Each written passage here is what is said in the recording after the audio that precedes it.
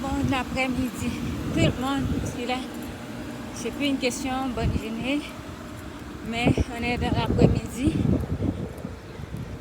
La journée est quand même cassée, moitié-moitié. Donc bref, fini les rigolades. Dans cette petite vidéo, ce que je voulais partager avec vous, c'est ceci. C'est que l'autre fois, j'ai regardé une vidéo d'un film, on va dire un moitié film, d'une histoire qui est basée sur la réalité. L'acteur et l'actrice, donc les personnages en question, l'histoire c'était que il y a une femme qui devait se faire photographier par un photographeur qui est un homme marié. Donc, elle, quand le photographeur doit shooter pour elle, donc,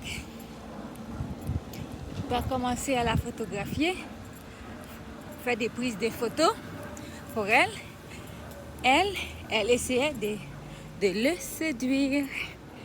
Donc, moi, en regardant la vidéo, je me dis, comme on dit, c'est l'homme, c'est un homme. Et tu sais, moi, vous savez, je suis un homme. Et puis, moi, il m'était dit, je vais voir s'il va succomber à cette chose, à cette tentation. Donc, là, la fille, après plusieurs séances de photos, elle a tout essayé. C'était pas une fille laide, ok? Des fois, on dit c'est parce qu'elle était laide ou c'est parce que c'est un homme qui est aux hommes. Parfois, on fait des insultes juste pour exciter quelqu'un à faire quelque chose qu'on aimerait qu'il fasse, mais que lui, il ne veut pas faire. Donc, voilà. Et puis, elle, la cliente, elle a tout essayé. Et puis, dans la vidéo, on nous montre que ils se sont arrivés à un endroit où ils sont juste deux, seul à seul. Et la fille s'habillait très sexy avec des vêtements moulants. Et voilà, des vêtements moulants pour essayer d'attirer l'attention du photographeur. Donc, le photographe a fini par comprendre, a fini par voir clairement dans le jeu que sa cliente était en train de jouer avec lui, essayer de jouer avec lui. Il a fini par voir. Donc, il a pris ses bagages, son sac qui avait la caméra, les trépieds, et puis il s'en est allé. Il est parti. Pourquoi? Parce qu'il dit, la fille, écoutez, moi je fais mon travail, je suis un homme marié, je suis vraiment quelqu'un qui prend les choses au sérieux et je ne veux pas tromper ma femme. C'est pas ça qui va me faire d'être la personne la plus heureuse dans le monde. Donc, je ne veux pas faire ça. Donc, sa cliente s'est fâchée. Elle commence à dire des choses, blablabla. Mais lui, il est resté ferme sur sa décision. Il a pris ses choses et il s'en va. Il s'en est allé. Et puis, elle était choquée parce qu'elle s'est vue comme ça devant lui, avec ses vêtements et tout. Puis le photographe n'est pas craqué. Il est resté vraiment ferme sur sa décision. Puis, au retour à la maison, sa femme le voit un peu agité et sous émotion, mais il s'exprimait pas. Sa femme s'est approchée de lui et lui a demandé qu'est-ce qui s'est passé. Habituellement, tu travailles, tu finis plus tard que ça. Là, il voit que tu es déjà à la maison. Quand même, c'est pas habituel. il a dit, ben, c'est parce que la fille, ou la femme, je devrais dire, parce qu'elle est comme un peu très mature aussi, mais très belle, a essayé d'avoir une affaire avec moi et ça ne me plaît pas. Je ne suis pas d'accord, donc je suis rentrée à la maison et elle s'est fâchée parce que je lui ai dit, je suis un homme marié, je ne pourrais jamais tromper ma femme. Donc, c'est ça, il a expliqué ça comme ça. Et puis c'est à ce moment que lui, à sa plus grande surprise, sa femme lui a dit, eh bien c'était moi qui avais tout arrangé ça, c'était moi qui ai tout planifié ça pour que je vois est-ce que tu allais tomber dans cette piège, mais pas, c'est plus ou moins une piège parce que dans le fond je l'avais bien préparé. Pourquoi? Parce que je t'avais déjà trompé avec quelqu'un pendant que tu n'étais pas là, tu étais en vacances, à cause que ma meilleure amie me voyait seule à la maison.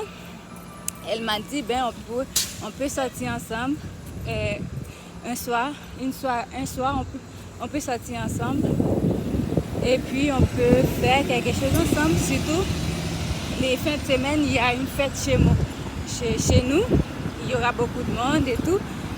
Tu peux venir parce que tu es seule à la maison. Et puis elle avait accepté et c'est comme ça, elle commence à boire, devenue ivre, puis ses yeux se sont posés sur un gars, ben, les choses se sont faites très rapidement. Et puis voilà, c'est passé, elle a trompé son mari. Et puis le mari, en apprenant la nouvelle, il lui a dit, eh bien, si c'est toi qui as tout planifié, alors que moi, je t'ai fait tellement confiance, je ne pensais jamais que tu pourrais me tromper. Là, je ne te reconnais plus. Et désolé. Après ça, il y a beaucoup de choses qui ont été dites, et blablabla, blablabla. Il dit, bon, finalement, je ne vais pas rester avec toi. On se quitte. C'est ça. Il s'est levé, il a pris ses choses, a ramassé ses choses, et voilà, il est parti. Il dit, désolé, c'est terminé comme ça, entre nous. Si je dois avoir une femme de cette façon, qui me trompe, et qui tend des pièges pour moi, qui arrange des pièges pour moi, parce qu'elle pense que si elle me trompe, en faisant ça, ça va annuler sa tromperie. On va être 1 à 1 comme dans un match de soccer. Alors moi, je n'aime pas ça parce que la fidélité, la confiance, ce n'est pas une compétition. C'est juste que les gens y ont leurs propres valeurs. Étant donné que chacun a ses valeurs, eh bien, quand on rencontre ceux qui ont des belles et de bonnes valeurs, on peut en profiter. Moi, c'est pas parce que quelqu'un me trompe, je vais te tromper aussi. Pour moi, c'est pas comme une sorte d'attaque pour que je t'affronte aussi. C'est juste que je comprends tout face aux situations, aux difficultés, face aux tentations. On n'agit pas toutes, on ne réagit pas toutes de la même manière. Donc voilà, moi, c'est pour ça que je ne vais pas faire des choses. Je sais que pour moi, personnellement, c'est privé. Et puis, je n'ai pas besoin qu'on me mette des caméras au-dessus de la tête ou un peu partout pour que je sois fidèle ou pour que les gens puissent me faire confiance. La confiance, ce n'est pas avec des caméras tu peux obtenir ça. Ce n'est pas mettre quelqu'un sur la surveillance pour la surveillance très sévère, très pointillée pour pouvoir voir si cette personne, pour être capable de voir si cette personne est fidèle, on peut la faire confiance ou elle est honnête. Même dans notre vie privée, on doit faire les choses bien, on doit faire de bonnes choses. Donc c'est ça, et l'histoire s'est terminée comme ça. C'est pour ça que je dis, on ne doit pas forcer les choses. Voilà, on doit vraiment laisser les choses parfois comme elles sont.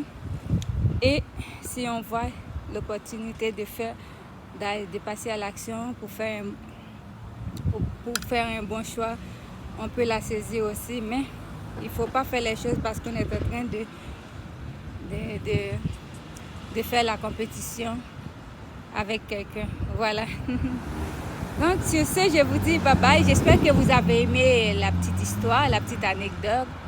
Et bon, je sais pas, ben je vous laisse et je vous dis bye bye. À la prochaine.